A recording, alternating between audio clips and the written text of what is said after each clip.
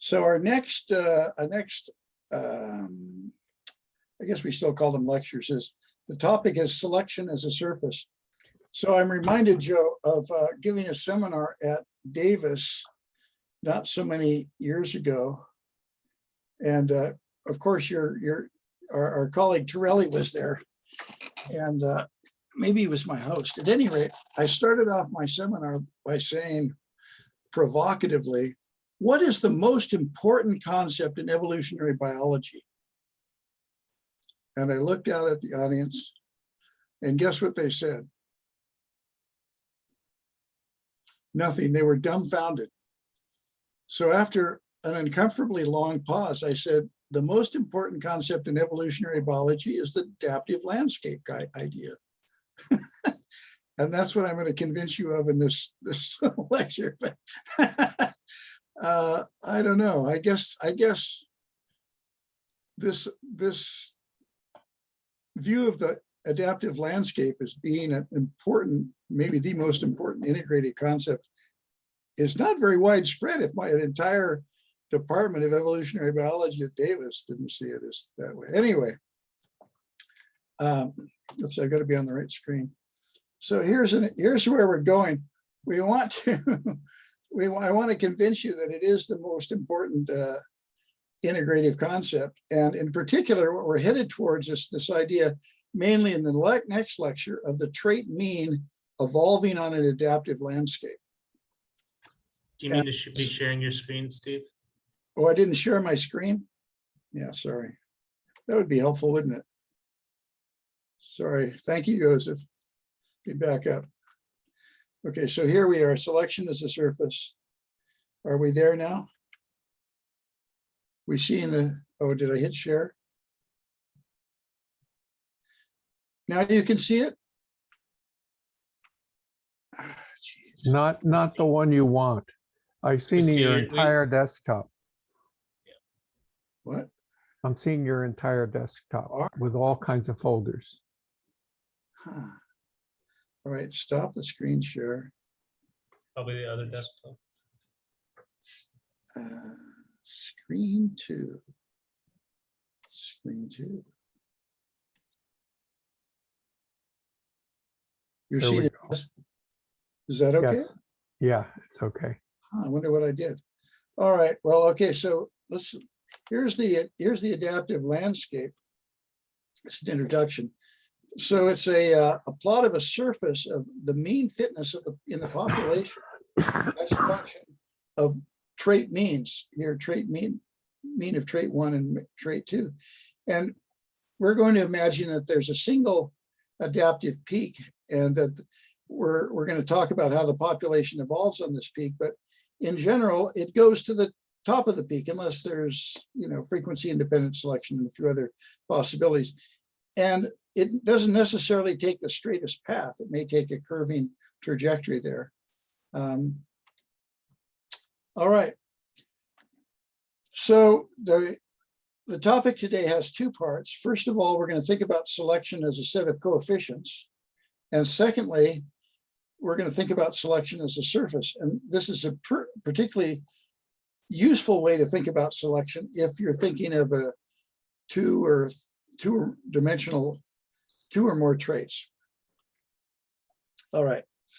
So let's start out with selection as a set of coefficients. So this is the traditional way of thinking about selection as coefficients without reference to a surface. And here's our thesis. We talked about this before. Well, I guess we didn't talk about this before. Selection changes trait distributions. This is within a generation. And secondly, the contrast between distributions before and after selection provides a powerful description of the force of selection. We talked about this when we looked at the selection differential, but now we're going to generalize this important point. And thirdly, the multivariate measures of selection that we're going to talk about can correct for the effects of correlations between traits. Now, these are the phenotypic correlations between traits that we're talking about here. All right, so here's what we're thinking about. Let's imagine taking the single trait case first. we begin with imagining a normally distributed trait, frequency, trait value. And we imagine that we have truncation selection so that only individuals with a value of 1.5 or greater are in the selection after, in the population after selection. So now what we want to do is construct selection coefficients, the contrast between before and after selection. We've already done this with the selection differential, but let's take a closer look at it. So in particular, if we take the trait mean after selection and subtract the trait mean before selection, here's the trait mean after and here's the trait mean before, we find out that we shift the distribution by 0.17. Now, what is the significance of that? I forgot to tell you that I standardized the distribution before selection so it had a standard deviation of 1 and a mean of 0. So when we say we shifted the mean by 0.17, that's by 17% of a phenotypic standard deviation. All right, now let's define our terms here. What do we mean by the trait mean? Well, we're going to be using, this is Landy-esque, well, Russell-Landy integral notation without showing the limits of integration. What we've got integral P of Z times Z, and we're integrating over the variable Z. Now, this might look a little bit mysterious, but think of the case, this is for a trait with a continuous distribution, P of Z. Think of a trait in which that had individual values, and instead of integrating, you'd be summing the trait, and you'd be summing up all the trait values represented in the sample and then dividing by the total number of individuals in the sample, right? That would be your formula for the mean. Or you could put the individuals into bins and then calculate the number of individuals in that bin divided by the total. That would give you a discrete value for P of Z. Are you with me? And then you'd sum the product of those frequencies times the trait values, right? So that's exactly what we're doing here, but in a continuous format. And likewise, to calculate our notation for the trait mean after selection is going to be the same kind of product inside the integral, but the product is going to be BZ star, which is the trait distribution after selection. So that's just follows more or less directly. But notice that this is a general formulation. It doesn't require that we be talking about truncation selection. We could have any form of selection, any continuous form of selection, P of Z acting on the trait. Now, what's the definition of the distribution after selection? Well, it's the relative fitness of individuals in the population in a particular trait category multiplied by the frequency of that category before selection. In other words, where P of Z is the relative fitness of the Z trait class. All right, so what we might do, and what has been done in the literature, is to standardize the selection differential. So instead of just being Z bar minus Z, we could standardize the selection differential by the standard deviation of the variance within the population before selection. That's the phenotypic standard deviation. And then S bar would be in units of phenotypic standard deviation before selection. So now look at this compilation of 262 estimates of standardized linear selection differential. This is the absolute value. Some are positive, some are negative.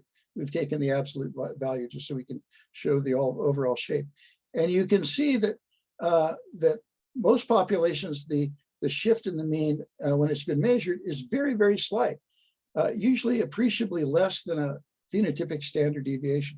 You can see that over here in what I call an Arnoldo graph,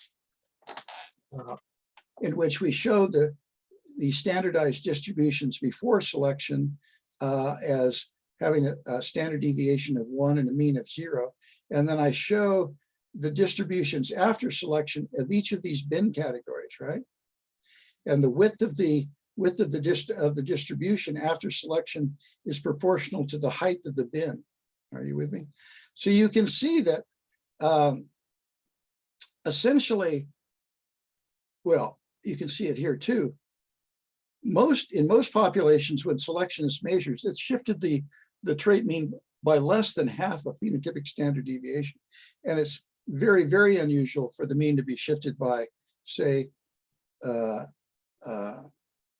more than 2 standard deviations, essentially less than 1% of observed values. You can do the same thing with taking the difference between the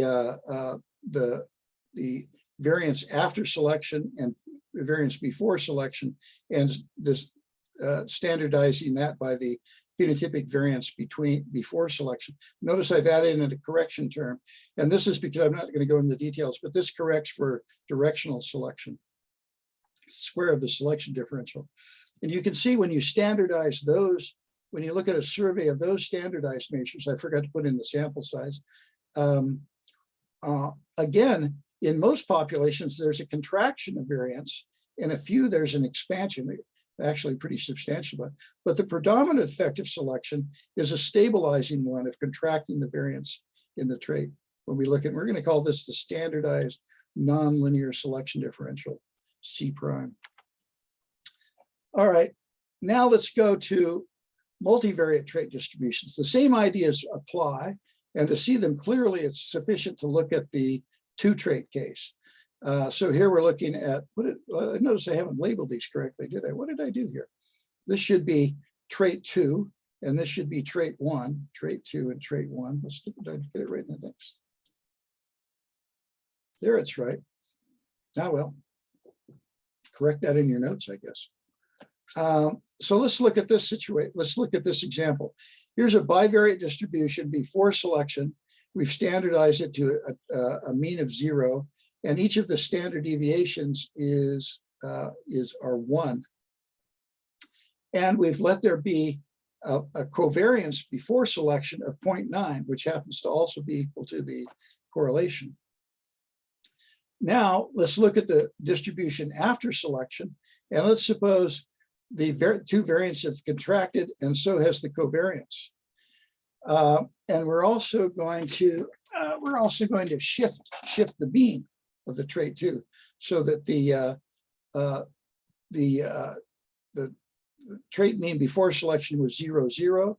After selection, it's 0.4, 0.4.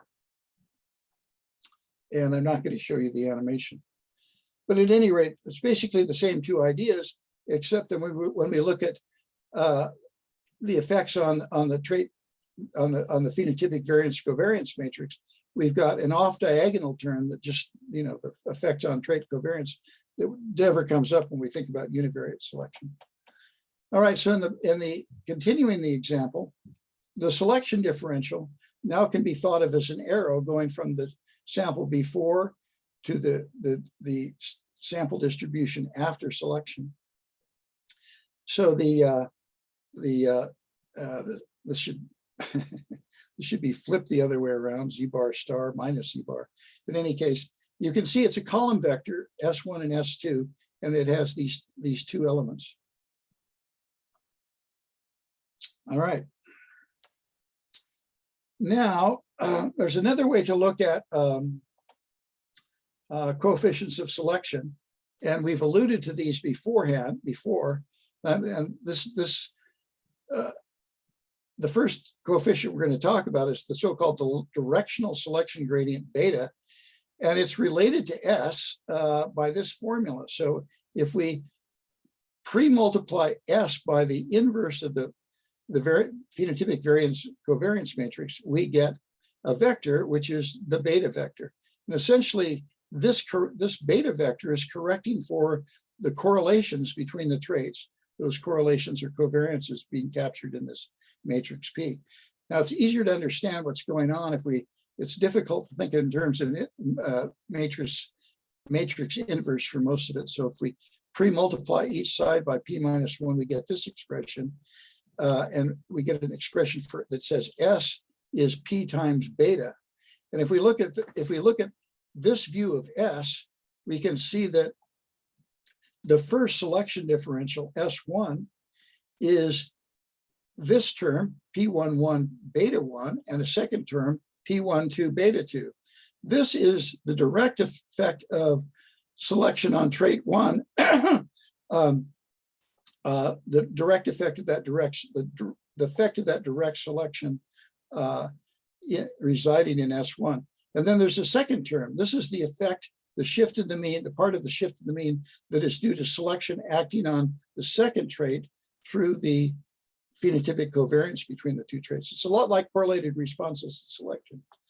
So basically what beta is doing is giving you a measure of the direct effect of selection. It's telling you what the targets are of selection after correcting for these correlated or indirect effects of selection on trait distributions. Steve, can you Yep. go back? I think that should be P12 beta 1 on the bottom left of that. Oh yeah, matrix. sure. Yeah. This would be, wait a minute. Which one are you talking about? In the Yeah. This should be beta 1, shouldn't it? that one should be beta 2 based on where I see your cursor. It's the P12 should be Here it is. times Here's the beta term. 1. This Yeah. times this, that Mhm. should be beta 1, and this Yeah. times this, yeah. Well, correct that in your notes too. A lot of these errors got corrected in the book manuscript, you'll be happy to know. All right, the similar idea, and I'm not going to go through the details, applies to the second measure of selection, which is we're going to call gamma, which is we're going to call the nonlinear selection gradient. Now this is going to be a matrix. It's going to have 4 terms. This is gamma 1,1, which measures the direct effect of nonlinear selection on the first trait, nonlinear selection on the second trait, effects on trait variances, and then here are effects on the trait covariance, gamma 1,2. And again, you can show that that C is that gamma is basically the direct effects of selection on the trait variances and covariances. Okay, so what have we learned up to this point? One point, a major point, is that the change in trait distributions before and after selection with the generation can be used to derive useful measures of selection, and that's primarily because the shift in trait distributions, means, and variances are covariance type terms, and they have general and deep statistical meaning.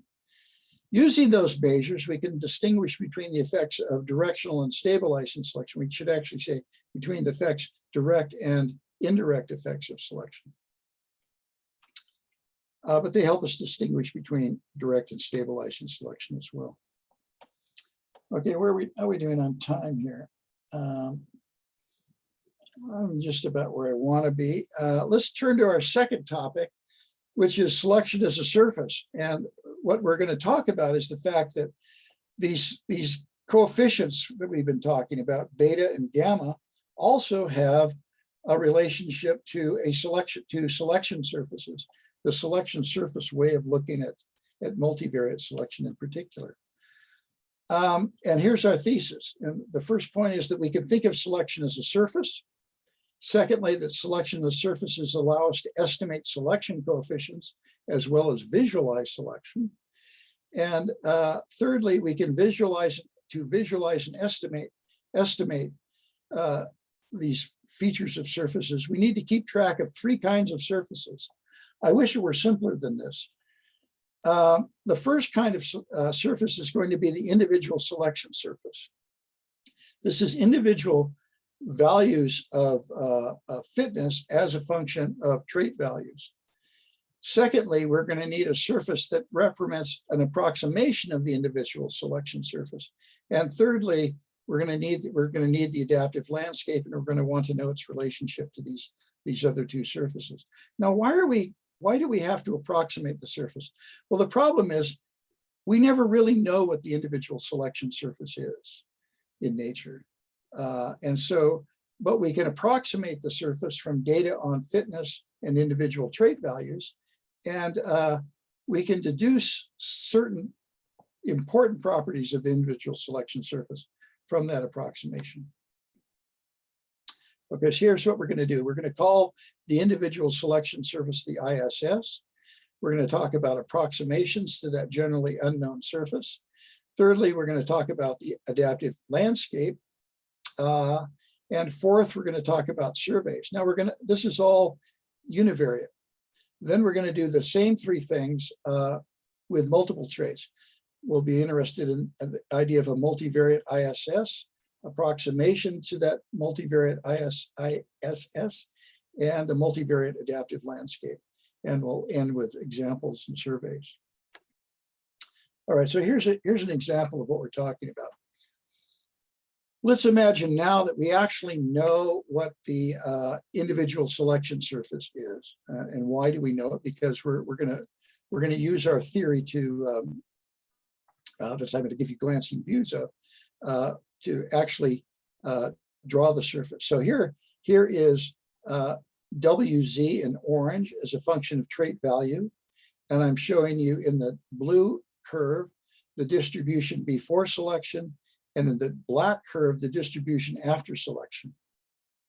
So the first individual selection surface we might consider is just a simple linear surface. The surface is just a line in this case, and that will shift the whole distribution and change the mean towards higher values as I've drawn it. Another possibility is the curve might be curved, the ISS might be curved with an intermediate optimum that coincides with the position of the mean before selection. In that case, the mean won't be changed, but the variance will be contracted as a consequence of the stabilizing selection being exerted by the surface. If we have this kind of a curve that's displaced from the position of the mean before selection, we'll have two effects. The mean will be shifted and the variance will be contracted. And actually here, because of this linear individual selection surface, the variance will be contracted slightly. It'll be contracted by an amount equal to the square of the selection differential. So it's easy to correct for that effect and see whether we've got stabilizing. Selection might be disruptive. We've drawn the case where it's over the mean before selection, in which case the variance is expanded. Okay, so those are more or less familiar concepts that you may find in your evolutionary biology textbooks, maybe the one you used. But now here are some features of those individual selection surfaces. And we're going to assume here that the distribution is normal, that is Gaussian before selection. That being the case, we can show that Landy showed a number of years ago that the beta, the directional selection gradient, is equal to the average of the first derivatives of the ISS. So for example, I've shown tangents to the curve at various points. So what this integral is doing is we're saying, here's the first derivative of the surface with respect to a particular trait value, say for there. We weight that first derivative by the frequency of trait values given by the blue curve, and we integrate over the entire under the entire set of paired values. That average value is equivalent to beta. And likewise, gamma, the nonlinear selection gradient, is the weighted average of the second derivatives of the ISS. Now, I hope we're not causing you to have nightmares tonight because of this little trip into integral calculus that you're probably trying to forget. Here's a way of thinking about this integral though. Here's the same selection ISS that we drew before, and here in yellow I have drawn its first derivatives. If we take the slope of the first derivative at this position, what is that? What is the slope of the first derivative? It has a name. It's the second derivative, right? So if we take the weights of all of those second derivatives weighted as before, here we are, the second derivative weighted by the frequency before selection. That's gamma. It's the weighted second derivative of the ISS. There's an animation I'm gonna let you play with later. Although I had a lot of fun programming it. I would like you to look at it as a favor. Okay, so here's the point. We can estimate beta and gamma from data. I've already given you the formula for beta. It's P minus 1 at P inverse S.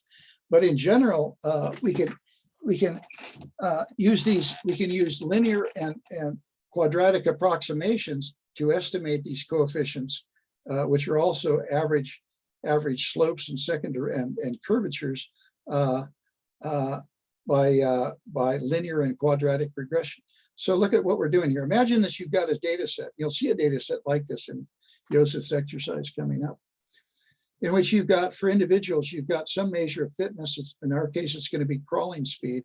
And you also have measures of traits like body vertebrae. And so what you can do is you can fit a single, this is a single line, a linear approximation to the data. But you're actually making a linear approximation of the ISS. And here, look, you put in a value, a coefficient to estimate for the squared values of traits. This is, of course, a quadratic curve. You've probably done these curvilinear fits. And you want to have a coefficient of 1/2 so that gamma will be a second derivative, as it is in some of the results we looked at. And we can use these two forms to estimate beta and gamma. And we're going to do that in the 2-trait case. So I'll scroll up to that. All right, we've already talked about how these beta and gamma are accounting for correlations between traits, and we're going to call them selection gradients, linear and nonlinear. It's been commented by a number of people that the individual selection surface might not be nicely approximated by even a quadratic curve. And that's true. So if you're interested in the bumps and grinds that might be present in the data, you might fit a more complicated approximation like a cubic spline. And Schluter and co-authors shows how to do that. That might give you a better idea of what the ISS looks at. But still, that fit is not going to estimate beta or gamma. So regardless of how good the fit is, a quadratic approximation, the coefficients of quadratic and linear coefficients, can estimate beta and gamma. So you want to do both. If you want beta and gamma because they're of interest, and you may be interested in a more complicated fit to the surface that the data imply. All right, so these coefficients, beta and gamma, as it turns out, also have a relationship to the surface of mean fitness in the population. That's mean fitness, or LN mean fitness, as a function of the trait mean. That's that surface I showed you earlier on. This is the function that represents the adaptive landscape. Now, in general, we don't know what the shape of the adaptive landscape is, but what we do know under rather general conditions that beta is the first derivative of the LNW bar surface as a function evaluated at the point of a trait mean. And likewise, it would be nice if gamma was equal to the second derivative of that surface at the same point, but it turns out you have to you have to subtract a beta squared term. But the point is, when you estimate beta and gamma, you're also getting a window into two fundamental properties of the adaptive landscape. Its overall slope and its overall curvature at the value of the trait mean. Now, we could do better than that if we're willing. You always gain ground if you make it. You can gain ground by making assumptions. People often talk about assumptions as liabilities, but we make them because they get us somewhere. If we assume that the individual selection surface is Gaussian, then the adaptive landscape is also Gaussian, and we can easily solve for its descriptors, not just at the trait mean, but the entire function. And so that's why Gaussian individual selection surfaces and adaptive and Gaussian landscapes are used in the theoretical literature. So we need to understand what they can do for us. First of all, let's review what a Gaussian distribution of trait values looks like. Here it is. This is a normalizing terms that makes it integrate to the probability distribution, integrate to 1. And it's an exponential function of deviation, square deviations from the mean divided by twice the phenotypic variance before selection. Remember, we're in single trait values. The ISS is also a Gaussian function. We're assuming that's a Gaussian function. It has an optimum at theta, and we're going to assume that it has a width of 2 omega. If that's true and this true, then the Gaussian, then the adaptive landscape, W bar, ln W bar, is an exponential function, a Gaussian exponential function, which has the same intermediate optimum as the ISS with a wider variance. And in particular, if we imagine that selection is weak, that would mean that this omega-like term is like a variance. If it's bigger than p, then it expands out like this. There's a very weak selection function. Then if it's much larger than p, then omega plus p is not going to be much larger than omega. I know I'm going a little fast, but let me show you what it means here. So what this means is that if we make this assumption of a Gaussian ISS, we get a Gaussian adaptive landscape, and we can easily solve for the first derivative without having to fit data, and it turns out to be omega plus p inverse times the deviation of the mean of the trait mean from the optimum. And if we take the second derivative, it's just this minus this first term, equal to, and we've talked about this before, equal to gamma minus beta squared.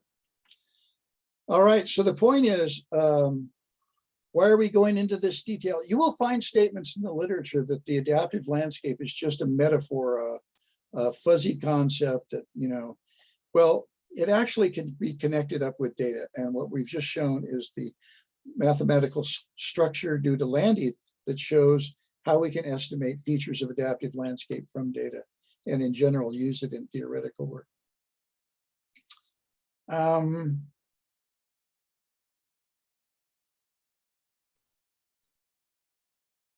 I'm going faster than I need to go, aren't I? Let's see, I can't even see the top. Nice slide here. Oops. All right, so the importance of this, well, if we're following up now on so here's the adaptive landscape drawn as a red line. Here's the individual ISS. Both are, this is assumed to be Gaussian, this is assumed to be Gaussian, so the red curve is Gaussian.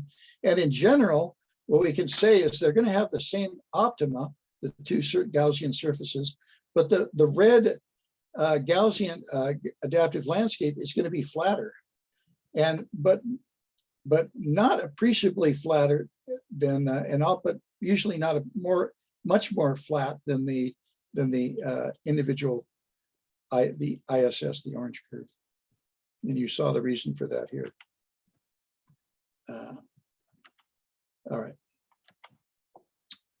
All right, let's look at surveys of the literature. What do we find? And basically, this looks very much like, this is a much larger sample of almost 1,000 studies with estimated standardized directional selection gradients. This is beta now.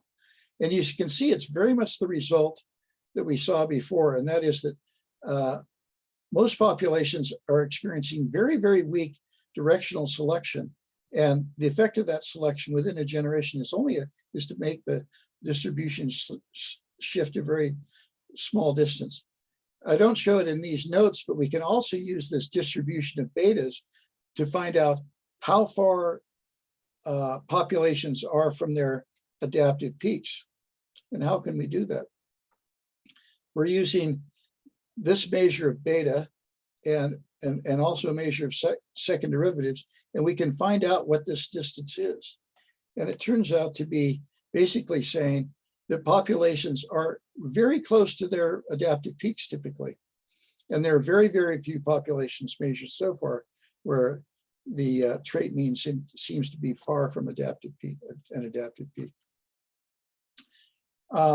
If we look at the nonlinear selection gradients, gamma, these are more informative than the coefficients we used before, C, because we corrected for the effects of correlations between traits. What we see is a distribution that's centered about a nonlinear gradient of 0 and spreads out on either side of that. So the predominant value is for a very, very small nonlinear selection gradient and spreading out to smaller to larger values in either direction. And here we've used, this isn't the absolute, but the the sign value of gamma. And you can see by a slight margin, the tendency is for gammas to have a shrinking stabilizing function rather than a variance expanding disruptive effect. All right. Let's look at the multiple trait effect. Now, going to two traits, we want to think of the adaptive landscape as, the individual selection surface as some kind of a figure in 2 dimensions. Here I plotted trait 1 and trait 2, and this is relative fitness, W or W of Z, as a function of trait values. And here I've shown, I think this was a quadratic, but it may have been a Gaussian surface. And here you can see a rotation of it. I'm not going to play that. Well, that's not very pretty. And so what you can see in these diagrams is the effect of different ISSs on the bivariate trait distribution. So here we have a trait distribution in blue, and we have a bivariate Gaussian surface, which is circular as well. Here I'm showing the sort of 95% confidence limits for the surface as well as for the two distributions. And you can see that the effect of that selection surfaces is to not change the mean, but to shrink the whole distribution, changing the variances and the covariances. Well, there's no change in the covariances initially is 0, and it's not changed by selection. If we displace the curve like this, so that here's the peak of the selection surface, here's the trait mean before selection, the whole distribution will be shifted in the direction of the optimum. And here you can see that if we have a coefficients that are of gamma on the off diagonal that are positive, we will intend to increase the correlation between the traits. And if they're negative, we'll tend to decrease the correlation between the traits. So it's these off diagonal elements of gamma and omega that are important to you if you're interested in trait complexes and functional complexes, because they capture this idea of trait integration. All right. Let's consider a point on the selection surface. Now, remember, we talked about this before as the first derivatives of the surface being equal to beta. Now, if we take a point on the surface, we've got two first derivatives: a first derivative with respect to the first trait, and a first derivative of the surface with relative fitness with respect to the second trait. If we look at the second derivatives, we've got curvature evaluated at that point, and we've got curvature at the other trait evaluated at that point. And here, what is this? These are the off-diagonal second derivatives, and they're showing the general inclination of the surface, whether it's tilted or not, with respect to the original axis here. And so here, I'm not going to belabor this. This is the same expression we had before, looking at the individual selection surface, seeing beta as the average first derivative of the surface. It's now a vector in the two trait case. when we think of the gamma as the averaging of second derivatives of the surface, we've got 4 measures of that averaging. Second derivatives with respect to the squared values of the first trait with respect to the second trait squared, and products of the trait. And again, these are the coefficients, the gamma 1,2s that are showing the inclination of the surface. All right, so where are we getting to? Well, how do we estimate beta and gamma when we've got data on fitness and on traits? Let's look at the two. In general, we do a multivariate linear regression. And in the 2-trait case, we don't have to do the matrix multiplication because it's very simple. You've got 2 slopes that you're estimating one with respect to each of the 2 traits. And if we look at the quadratic approximation, let's see where that starts right here. You've got a slope term, you've got an intercept term, an elevation term, 2 slopes, and then a coefficient for squared values of one trait, a coefficient gamma 2 for squared values of the other trait, and a correlational selection term, as we can call this, representing the coefficient for the squared traits. And again, these coefficients of 1/2 are to make these second derivatives.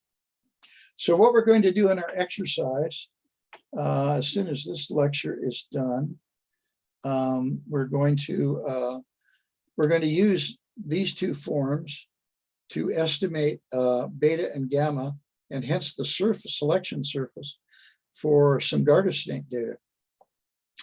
And you may ask yourself, let me go into this detail now because it's a bit of a tongue twister. You notice that you could do a quadratic approximation and estimate the betas and the gammas, the 3 gammas and the 2 betas. The problem is that if you've got a correlation between the squared trait values and these trait values, that's technically a kind of multivariate skewness. It distorts the estimates of beta, those correlations. So a simple way to get around that is to use a linear approximation to estimate beta 1 and beta 2, and then fit a quadratic curve to estimate the 3 gammas. Joseph's going to mention this when he gets to it, aren't you, Joseph? I will mention it, but I've always not had a great intuitive understanding of why that. It's not a very intuitive thing, is it? It's so you do not suffer the heartbreak of multivariate skewness in your messing up your estimations.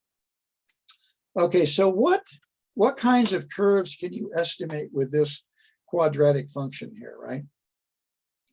And you know that in the single trait case, it's like a curved line. What does it look like in let's just take the 2 and 3 trait case?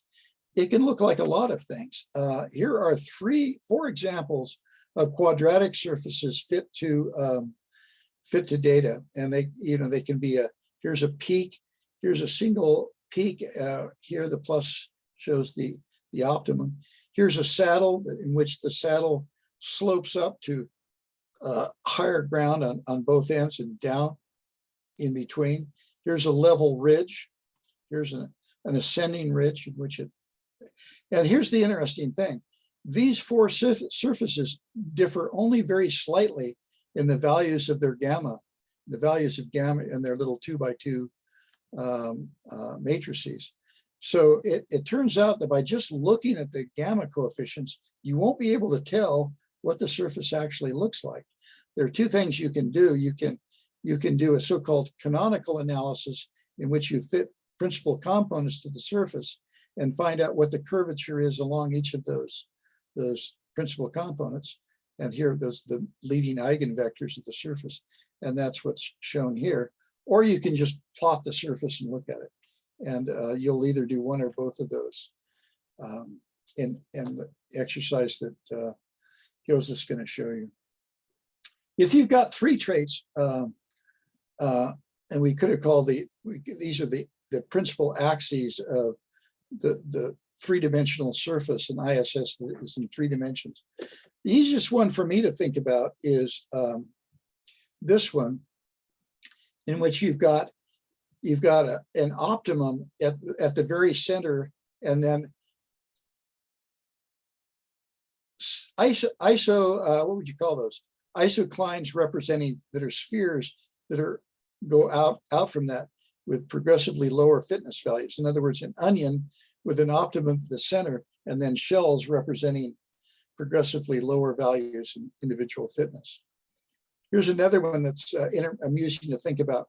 It may be that you've got a trait that's under stabilized, has an intermediate optimum for 2 traits, but on the third traits, on the third dimension, it's neutral, so that the ISS is like a tube going through 3-dimensional space.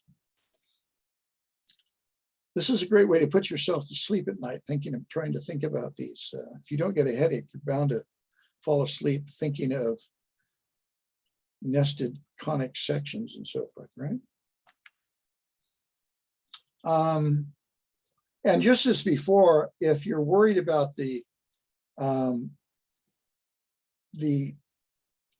or 3-dimensional cube, quadratic surface being a poor fit, you can try more complicated surfaces. Here's a result by Schluter and Dishka, in which they fit data on birth mass and gestation periods in humans, and found that there's a very nice dome that falls out sharply towards low birth mass and gestation period, but we don't really know what the surface looks like on the upper end. I haven't gone in to see what a quadratic or a Gaussian curve would do to this. I doubt that it would. A Gaussian curve might be do a reasonable job, but it probably wouldn't be as flat. So in this case, we're keenly interested in what this surface looks like, right? But remember, as happy as we might be with this fit, we're not going to be able to estimate beta and gamma, which are useful things to know, particularly since they relate to the adaptive landscape for these 2 traits. All right, so then finally, if we make the assumption of a Gaussian ISS, then let's see, I've forgotten my chain of thought here. I guess this is the general form. In general, the adaptive landscape, I guess we don't have to assume a Gaussian ISS. The beta for the adaptive landscape corresponds to the average first derivative in each dimension evaluated at the trait means. And the average second derivative turns out not to be equal to gamma, but be equal to a correction term for directional selection, which is beta times beta transpose. Just the way the multivariate algebra comes out. Now, if we assume that the ISS is multivariate Gaussian, remember we made this assumption before, just for a single trait adaptive landscape, then we get forms very much like we had before, in which the width term now is a matrix for the Gaussian ISS with these. This is easy to interpret because these are like a variance-like term for a Gaussian or normal curve-like function. And as before, you've got a matrix of variance and covariance-like terms that are just slightly larger, probably just slightly larger than they are in the ISS if selection is weak. If selection is weak, then the omega terms are bound to be appreciably larger than the corresponding p terms. All right, I've already alluded to this before, but in general, it can be useful to characterize the main axes of the individual selection surface in the adaptive landscape by taking eigenvectors of the omega and omega plus p matrices. And this is very much like doing principal components. And doing that, you can you can get a simplified version of the, you get a simplified version of coefficients that are easily interpretable as giving you the shape of the surface. This surface is also interesting because the principal axes of these surfaces can be thought of as the selective line of least resistance. So in the surface, if you move in this direction, you get the least cost and fitness compared to moving in this direction, which incurs the biggest costs and fitness. You may get to this in the exercise that you do with Joseph. In general, these canonical analyses are similar give the similar result, except for eigenvalues. All right, let me end on the couple of examples here. Here's an interesting study that shows these surfaces in action. So this is a study by Butch Brody, who's a professor at the University of Virginia.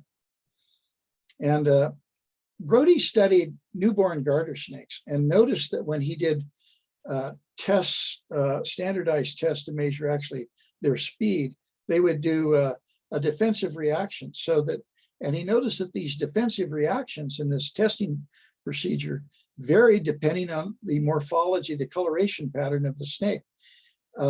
In general, snakes do one of four things. And I'm showing you here at the limits. These are a little hard to see. There are some striped snakes that crawl for a short distance and then reverse direction. There are other snakes that are striped that crawl in a straight line and never reverse direction. Those snakes, when he measured fitness by mark and recapture in the field, survivorship, had the highest fitness. The next highest fitness were the garter snakes that were blotched that did reversals. The worst snake of all was the blotched snake the striped snake that did a reversal, or blotched snakes that tried to crawl straight. Now, why do herpetologists think this is a cool result? It turns out that that snakes with stripes generally are fast-moving snakes that escape by crawling in a straight line. If you look across families of snakes, and snakes that are blotched tend to be cryptic and tend not to outdistance their predators, but try to hide from them by crypsis. So you sort of see the microcosm of that adaptive radiation here within one polymorphic species of garter snakes. So that's it. This is an example of the off-diagonal gamma 1,1,1,2 term being significant in this study. And here are two other studies in which that was true. With colleagues, I studied growth rate in the field in garter snakes, and we looked at body and tail vertebral counts, and then recaptured snakes and looked at their growth rate. Remember, as Joseph said, these counts don't change with age. And you can see that the best growth rate is the snakes with the best growth rate fell along a line representing a ridge in the selection surface. Again, captured in a particularly large value for the gamma 1,2 term. And then in the case you're going to look in the exercise, here's a study of crawling speed in newborn garter snakes. And what you see there is a selection surface. This is the point estimate in which the main axis of the surface favors individuals with large numbers of body vertebrae and a lot of tail vertebrae, or a small number of body and tail vertebrae.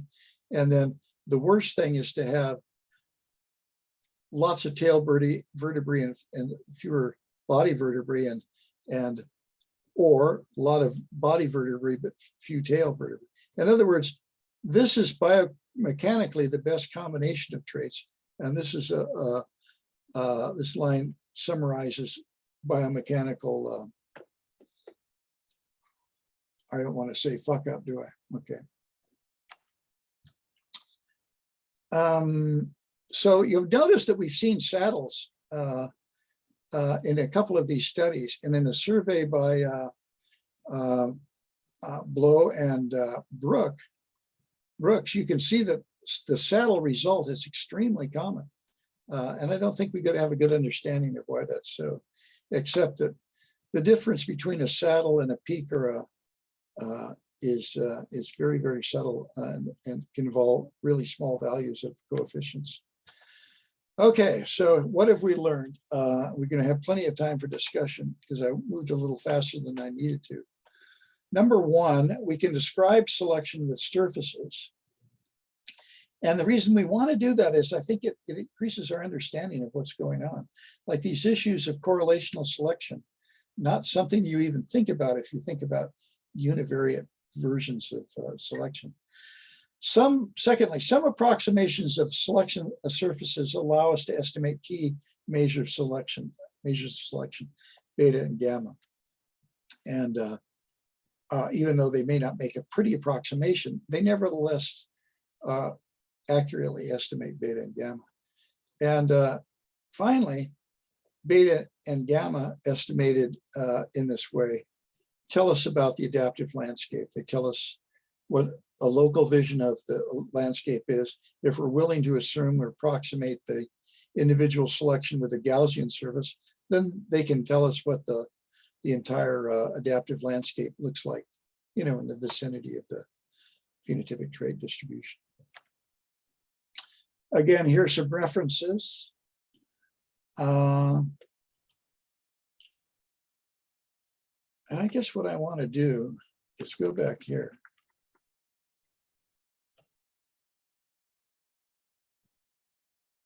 Because I know you're dying to see this.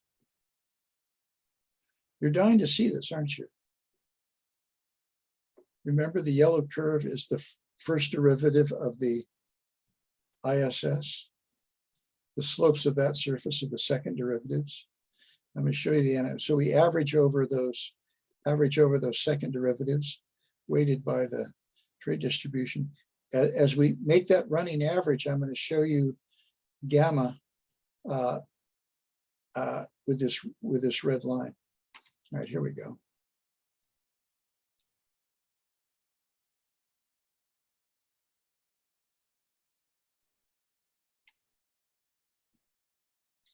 All right, we're integrating across the distribution. And as we do the integration, we're weighting that slope by that value. And our estimate of the slope of the yellow function changes as we do the averaging, right? I'm taking the accumulated average up to that point until we get to the end. Of course, we're going out to infinity here, but the values aren't going to change very much. And that is our final estimate for gamma, thought of as the average of first derivatives of this yellow curve, and that's equivalent to. And here we go again.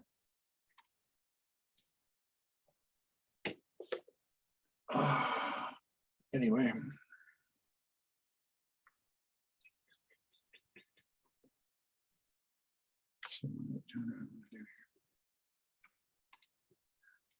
Okay, little ahead of schedule here.